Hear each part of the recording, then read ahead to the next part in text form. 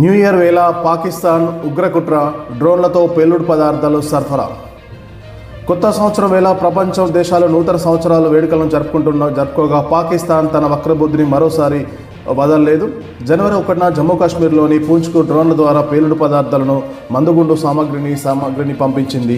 వీటికి సంబంధించిన ప్యాకెట్లను కిందికి జారవిడ్చింది. ఈ విషయాన్ని తెలుసుకున్న భారత సైనికులు చర్యలకు దిగారు. ప్రస్తుతం పూంచ్ జిల్లాలో భద్రతా దళాలు, జమ్మూ కాశ్మీర్లో పోలీసులు సెర్చ్ ఆపరేషన్ను నిర్వహిస్తున్నారు.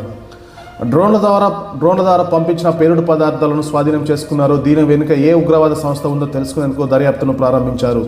అయితే గత 24 గంటల్లో భారత్, పాకిస్తాన్ దగ్గర డ్రోన్లు కనిపించడం ఇది రెండోసారని, డ్రోన్ల ద్వారా జారవిడ్చిన పేలుడు పదార్థాలను స్వాధీనం చేసుకున్నాయి బీఎస్ఎఫ్ ఫోర్స్.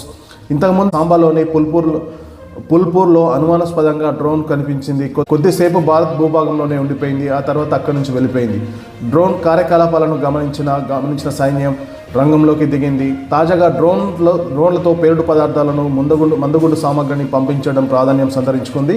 పాకిస్తాన్ మళ్లీ భారత్లో ఉగ్రదాడులకు పాల్పడేందుకు ప్రణాళికలు రచిస్తున్నట్టు తెలుస్తుంది. గత ఏడాది జరిగిన పహల్గామ్ ఉగ్రదాడి ప్రపంచాన్ని ఉలిక్కిపడేలా చేసిన సంగతి తెలిసిందే. ఈ కాల్పుల్లో 26 మంది పర్యాటకులు ప్రాణాలు కోల్పోయారు. ఈ ఘటన తర్వాత భారత్ ఆపరేషన్ సింధూర్పై పాకిస్తాన్ POKలోని ఉగ్ర శిబిరాలపై కాల్పులు జరిపింది. ఈ దాడిలో 100 మంది ఉగ్రవాదుల వరకు చనిపోయారు. దీంతో ఉన్న ఉగ్ర సంస్థలు మళ్ళీ పుట్టుకొస్తున్నాయి. మళ్ళీ భారత్పై అటాక్ చేసేందుకు ప్లాన్ చేస్తున్నట్లు నిఘా వర్గాల సమాచారం.